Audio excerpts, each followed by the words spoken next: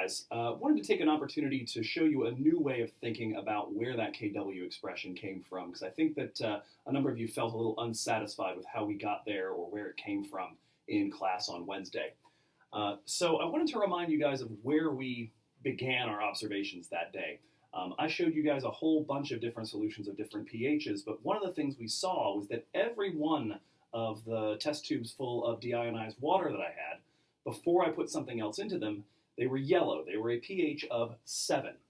And so that showed us that we had a very specific amount of hydronium present in our liquid water even before we added something to it to change its pH. We had 1 times 10 to the minus 7 molar H3O plus. And remember, we had that. We know we have that because the pH gets us the hydronium concentration just by taking 10 and raising it to the minus pH.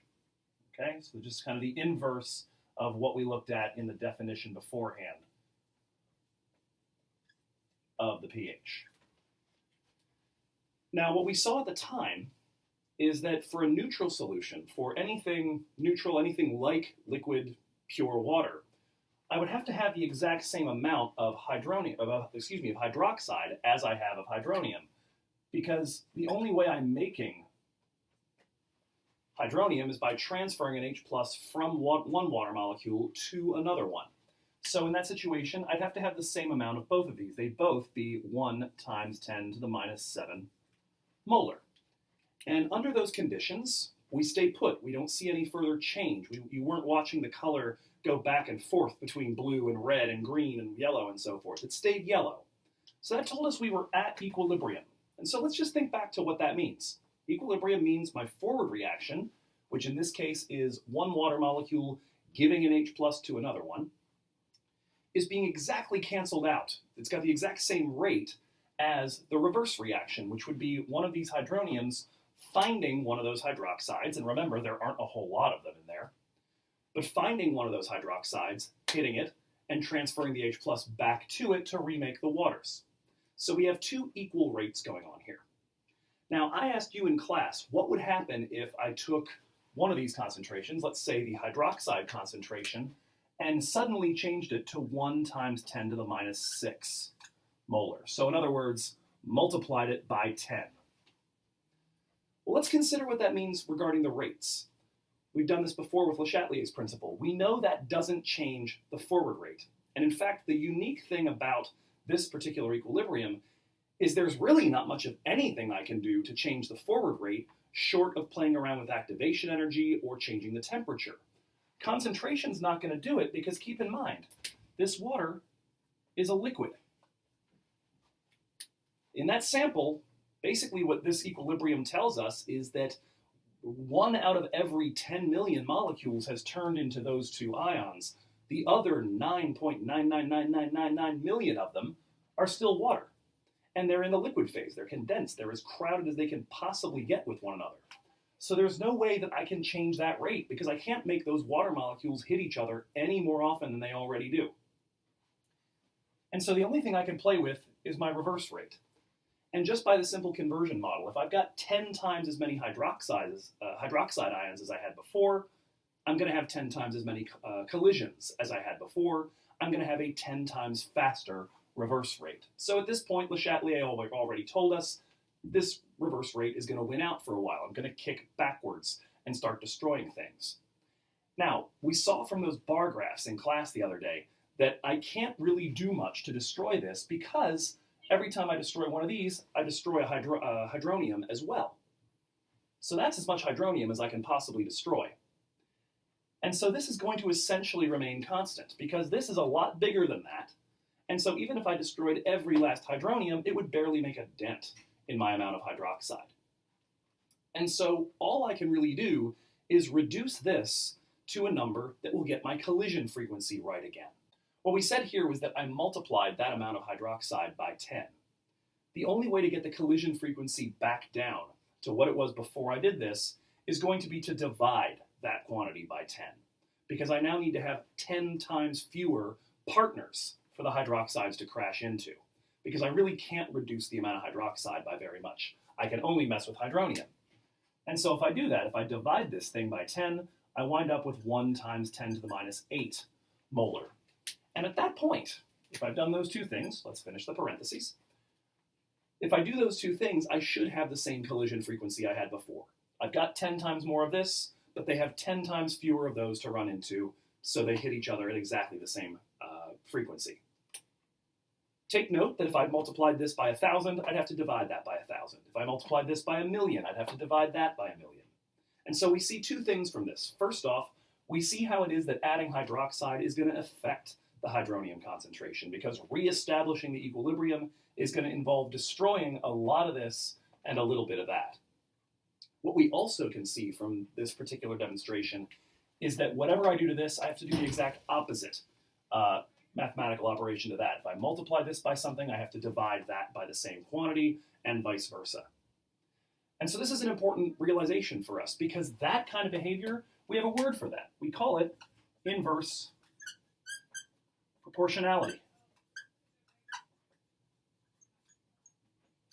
And you've seen that beforehand. And in fact, I'm going to erase a little bit of what's up here to show you an example of where you've seen that beforehand. Some of you might already be screaming it. You've seen it when we worked with gas laws. We saw that P and V were inversely proportional to each other. And in fact, if I have a situation where I'm not allowing the number of moles or the temperature to change, when all of these are constant, what we know is that the pressure and the volume have to multiply together to reach the same thing. So if I double one, I cut the other one in half. If I quadruple one, I cut the other one down by a factor of 4. The same behavior happens for this. The H3O plus concentration and the hydroxide concentration have to multiply together to give me a constant. We call that constant Kw, and the great news is, because we know what it is for a neutral solution, we can come up with it right off the bat. It's 1 times 10 to the minus 7 times 1 times 10 to the minus 7. In other words, 1.0 times 10 to the minus 14. That's where that comes from. That's the proportionality, and it's all about getting the collision rate back down to what it was beforehand, because I can't do anything about the forward rate. It is what it is. I need to do something that makes the reverse rate match it again.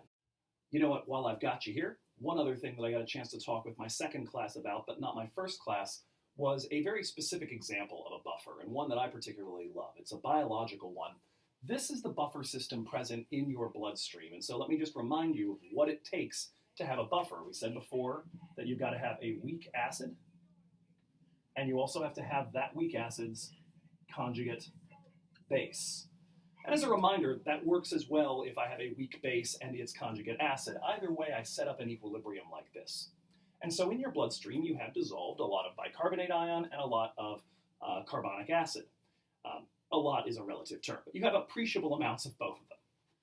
And so we talked in class beforehand about the way that a buffer is basically going to work. Essentially, it lets Le Chatelier's principle undo whatever it is that you try to do to the solution. We saw earlier in the video that when I throw H plus into water, the result is for the autoionization Kw equilibrium to shift in reverse, destroy a whole heck of a lot of the other ion, and really shift my pH. Well, here we can avoid that, because what this is going to do, since H plus is part of this equilibrium, but hydroxide isn't, it's going to allow us to change that back without messing with the other one. And so, for example, if I suddenly throw a lot of acid, if I add H plus to this sort of system, the result here is going to be that this reaction, since I'm adding a product, is going to kick in reverse, and it's going to destroy my H plus. In class, I use my bodyguard analogy. Normally, that H plus would be destined for a water molecule. It would make a hydronium. It would drop my pH. It would make it more acidic. Here, instead, bicarbonate ion, my conjugate base, dives in front. No! Takes the H plus for the team. Makes sure that we actually don't let the pH change. Instead, all I do is make a little bit of carbonic acid and destroy a little bit of the bicarbonate. By the same token, if I add hydroxide,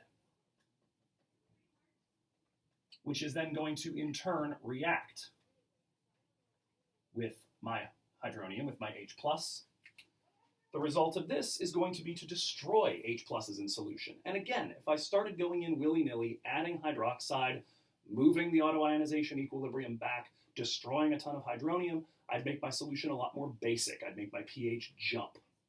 That's how it would usually happen. Luckily for us, that's not how it happens if I have this buffer system around.